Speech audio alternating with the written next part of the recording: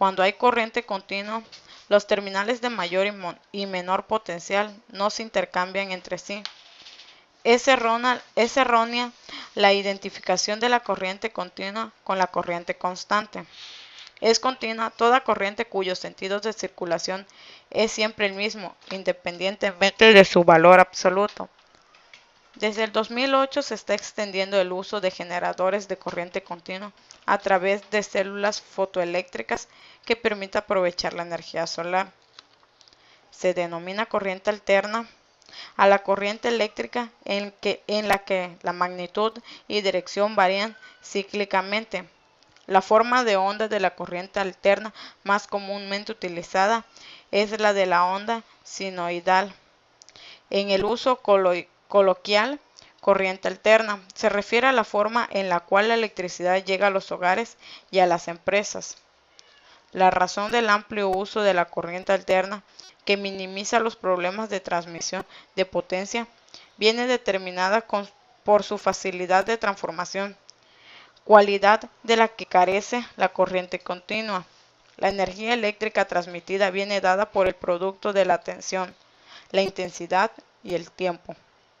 Dado que la sección de los conductores de las líneas de transporte de energía eléctrica depende de la intensidad, se puede, mediante un transportador, modificar el voltaje hasta los altos valores, disminuyendo en igual proporción la intensidad de corriente. Hablemos de los instrumentos de medición. El galvanómetro. Este aparato es usado para medir la intensidad.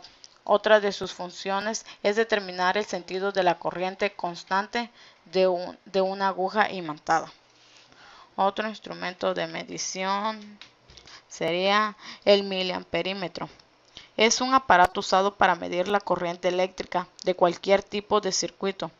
Esta medición cero nos da en miliamperes. El milivoltímetro.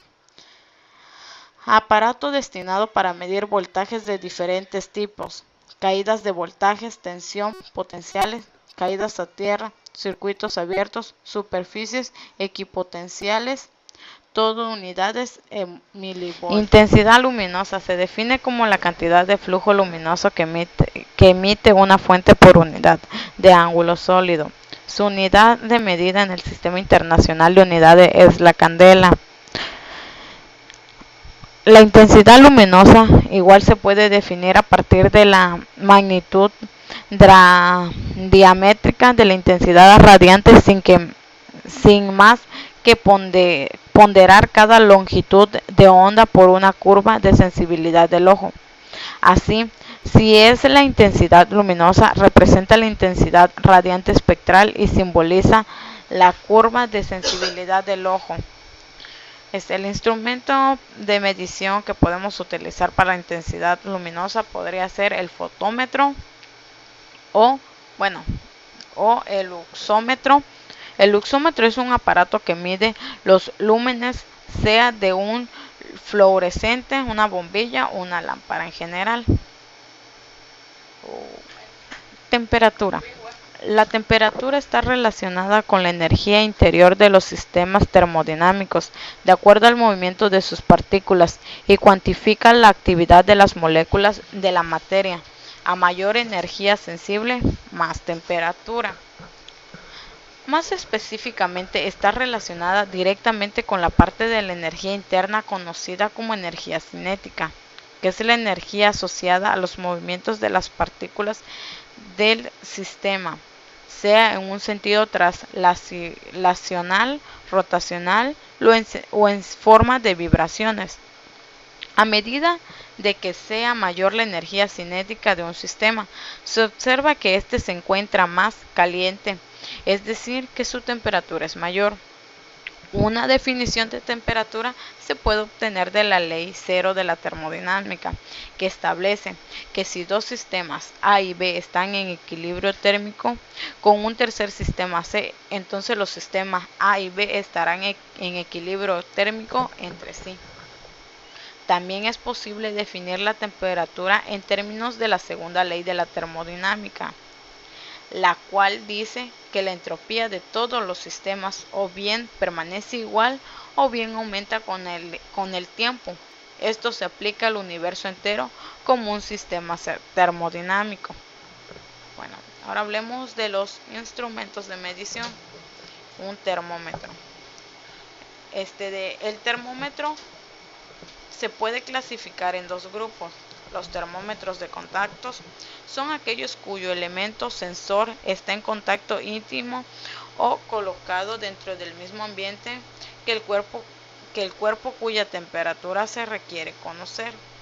Los termómetros sin contacto, que funcionan midiendo algún parámetro a distancia del cuerpo. Los pirómetros de radiación se emplean para medir temperaturas altas. Se basa en la radiación visible emitida por objetos muy calientes, incandescentes. Cantidad de sustancia. Se define la magnitud cantidad de sustancia para poder relacionar masas o volúmenes de sustancias que se pueden medir a escala macroscópica con el número de partículas que hay en esa cantidad, que es lo que interesa saber desde el punto de vista de las reacciones químicas y que, como hemos visto ya, no es posible contar. Su unidad es el mol, que se define como la cantidad de sustancia de un sistema que contiene tantas entidades elementales como átomos de carbono. Hay en 0.012 kilogramos de carbono. El término entidad elemental se refiere a partículas que pueden ser átomos, moléculas o iones. La magnitud cantidad de sustancia se simboliza con la letra N, mientras que su unidad mol no tiene abreviatura, se escribe tal. ¿Y cómo se dice? Mol. Tiempo. El tiempo es una magnitud física con la que medimos la duración o separación de acontecimientos sujetos a cambio. Los sistemas sujetos a observación, esto es, el periodo que transcurre entre el estado del sistema cuando éste presentaba un estado X y en el instante en el que X registra una variación perspectivamente como para un observador. La concepción del tiempo ha ido variando a lo largo de la historia. Se ha interpretado y comprendido de distintas formas, en constantes avances y retrocesos. En las primeras culturas, tal como enseñó Mircea Eliade, el gran investigador de las religiones y tradiciones antiguas, existía un tiempo cíclico, marca por ritos periódicos en relación con los procesos de siembra y cosecha, por los solsticios y ritmos significativos del sol y de determinados astros, por festividades religiosas periódicas, por celebración de Emalabán, de el origen o fundación de su cultura. El tiempo como medida no tiene valor. Para la mentalidad clásica todo fluye, todo en constante movimiento, nada en el universo puede detenerse, todo vibra, todo camina y el propio hombre como parte íntegramente de la naturaleza no puede sustraerse a participar en esa danza cósmica. De esta visión participan tanto los egipcios como los griegos, pero la hemos llamado mucho antes expresada en la India milenaria. En la mecánica clásica, el tiempo se concibe como una magnitud absoluta, es decir, es un escalar cuya medida es idéntica para todos los observadores. Una magnitud relativa es aquella cuyo valor depende del observador concreto. Esta concepción del tiempo recibe el nombre de tiempo absoluto. En mecánica relativista, la medida del transcurso del tiempo depende del sistema de referencia donde esté situado el observador y de su estado de movimiento, es decir, diferentes observadores miden diferentes tiempos transcurridos entre dos eventos casualmente conectados. Por lo tanto, la duración de un proceso depende del sistema de referencia donde se encuentra el observador.